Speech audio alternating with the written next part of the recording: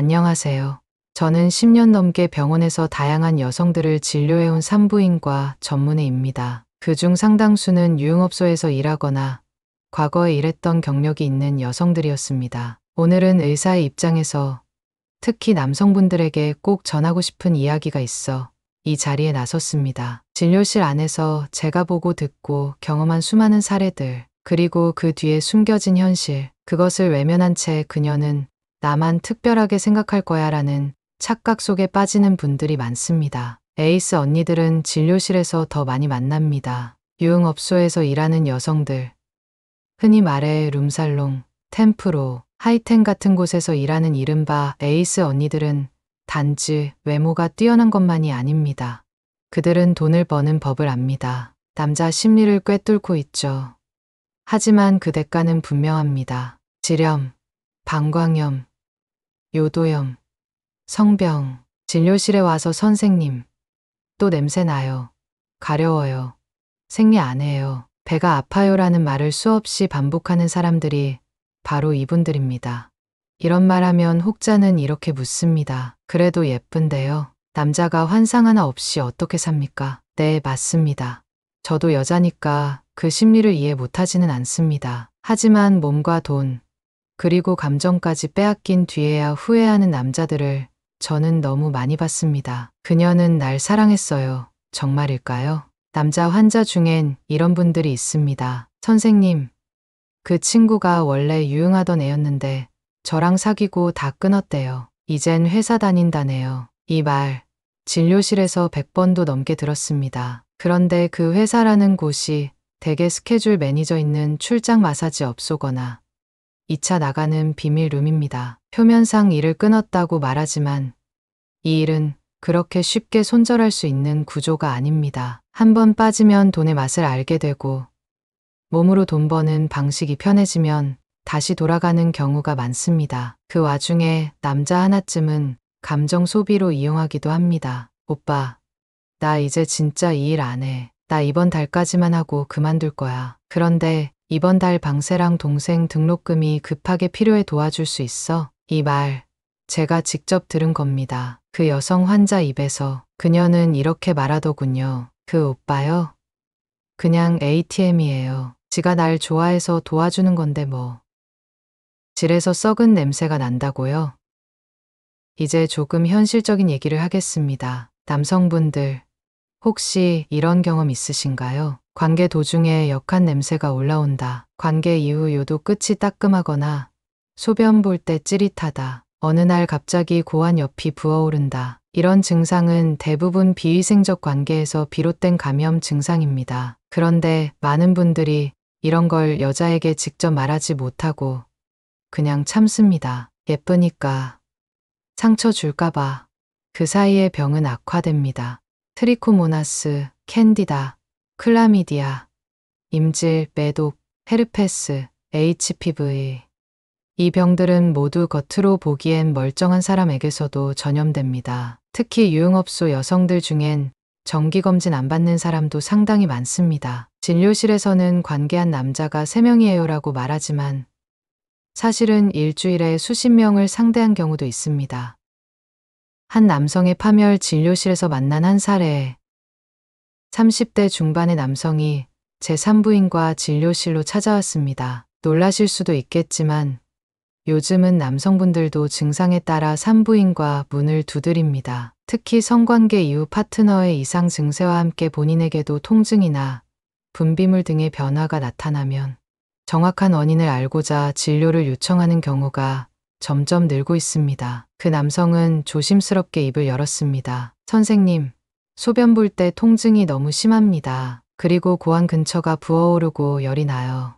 검사 결과는 임질성 요도염과 고환염 동반 감염. 제가 권유한 혈액검사와 초음파, 배양검사를 통해 최종적으로 진단이 나왔습니다. 처음엔 아내 몰래 원나잇 한 게 딱 한 번뿐인데라고 말하던 그는 며칠 뒤 다시 찾아와 고개를 숙인 채 털어놓았습니다. 자주 가던 단골 술집 마담과 2차까지 나간 적이 여러 번 있었고 이후 관계도 수차례 가졌다는 것입니다. 문제는 이 남성의 감염이 단순한 일회성으로 끝나지 않았다는 점입니다. 정계 정맥류로 발전하면서 정자 생산 기능에까지 문제가 생겼고 결국 불임 위기까지 몰렸습니다. 자신은 단 한 번의 실수라 믿었지만 병은 거짓말을 하지 않았습니다. 더 심각한 것은 그는 아내에게도 이 병을 전염시켰고 그 결과 아내는 자궁내막염과 난관염을 앓게 되어 둘 사이의 관계는 급격히 악화되었고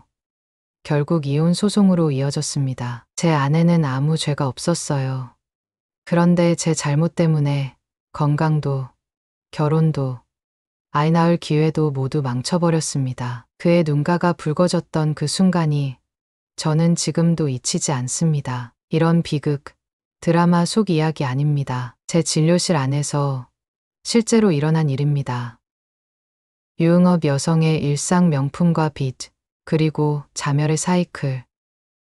유흥업에 종사하는 여성들이 산부인과 진료실에서 가장 자주 하는 말이 있습니다. 선생님, 생리 너무 불규칙해요. 근데 임신은 아닌 것 같아요.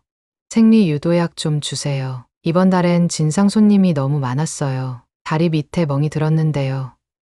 이거 혹시 무슨 병일까요? 그 멍은 스트립쇼 중 의자 위에서 다리를 벌리고 넘어지거나 술 취한 손님이 던진 얼음 바스켓에 맞아 생긴 겁니다. 생리불수는 단순한 피로가 아니라 매일 새벽 5시에 끝나는 스케줄에 하루에 35명의 남성과 강제로 웃으며 몸을 맞대는 접대의 노동의 결과입니다. 이 여성들은 외제차를 타고 옵니다. 가끔은 억소리 나는 벤틀리, 포르쉐도 있습니다. 하지만 뒷좌석에는 3달 밀린 할부 독촉장이 구겨진 채 놓여 있고 진료실에서 열어본 명품 가방 안에는 고금리 사채업체 명함과 여성 전용 대출 서류가 섞여 있습니다. 겉으론 성공한 여자처럼 보이지만 실제로는 매일 뒷돈 뺏기는 구조 속에서 스스로를 갉아먹고 있습니다. 선생님, 저 솔직히 하루만 출근 안 하면 돈이 없어요. 하루 수입이 70만 원이 넘는 그녀들이 왜 통장에 0원이냐고요? 왜냐하면 그 돈은 자신을 파괴하는 데 쓰이기 때문입니다. 첫째,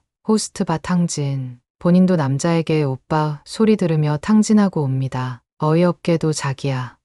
오늘 하루는 내가 쏠게라며 남자 호스트에게 자기가 번 돈의 절반을 팁으로 흥청망청 쏟아붓습니다. 둘째, 쇼핑 중독. 명품은 자존감을 위한 갑옷입니다. 손님이 자신을 무시하거나 2차에서 굴욕을 줬을 때 나도 이런 거 살 수 있어라며 자기 위로 삼습니다. 그렇게 카드값은 불어나고 결국 카드깡과 고금리 현금 서비스로 돌려막기를 시작합니다. 셋째, 수술 중독. 생계가 외모에 달렸기에 1년에 최소 23회 성형수술은 기본입니다. 가슴, 턱, 허벅지, 질 타이트닝, 입술 필러, 리프팅. 특히 경쟁이 심한 템프로급 여성들은 아가씨 모임에서조차 너 아직도 레이저 안 했어? 라는 말이 나옵니다. 그렇게 자꾸만 칼을 대다 보니 몸도 정신도 점점 망가져 갑니다. 한 달에 2천 벌어요. 근데 남는 게 없어요. 이들은 흔히 말합니다. 언니, 저 이번 달에 2천 넘겼어요. 나 진짜 잘 벌죠?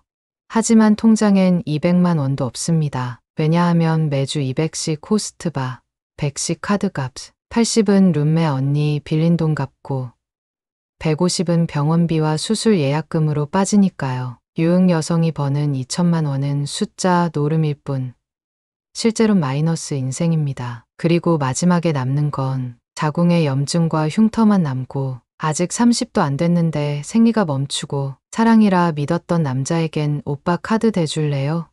라는 말만 남고 결국엔 선생님, 제 몸 이제 괜찮을까요? 아이 낳을 수 있어요? 라며 울먹이며 묻습니다. 저는 이런 여성을 비난하려는 것이 아닙니다. 그저 남성분들에게 말씀드리고 싶은 것입니다. 그녀들이 내민 명품 지갑 안엔 빚과 상처와 슬픔만이 가득 들어 있습니다. 그리고 여러분은 그 무게를 감당할 준비가 되어 있으십니까? 그래서 남자분들에게 드리는 진심 어린 조언. 아무리 외로워도 유흥업 여성과 사적인 관계는 피하십시오. 그녀가 여러분을 오빠라고 부르는 순간 이미 관계는 대칭이 아닙니다. 냄새, 분비물, 반복되는 감염 증상은 몸이 보내는 위험 신호입니다. 연애 설렘에 눈이 멀지 마세요. 질병은 감정과 상관없이 전염됩니다. 진짜 날 사랑해요라는 말은 돈이 오가지 않으면 증명되지 않습니다. 한 번만 시험해 보세요. 돈을 주지 않았을 때 그녀가 어떻게 나오는지. 유흥 여성과 결혼까지 생각하신다면 반드시 과거 병력과 정신적 문제도 고려하셔야 합니다. 많은 분들이 사랑이면 극복된다고 하지만 현실은 그 반대입니다. 의심된다면 병원에 오십시오. 제 진료실 문은 항상 열려 있습니다. 선생님, 이 여자가 뭔가 이상한데요. 그렇게 말하고 찾아오신 분들 절대 후회하지 않았습니다. 오늘 제가 드린 이야기가 누군가에겐 불편했을 수도 있습니다. 하지만 의사로서 그리고 같은 여성으로서 저는 남성분들이 더 이상 진료실에서 후회하는 얼굴로 앉지 않길 바랍니다. 세상에는 좋은 여자도 많고 따뜻한 인연도 존재합니다. 다만 단기적 쾌락에 끌려 인생을 망치지 않도록 조금만 더 현명해지시길 바랍니다. 감사합니다.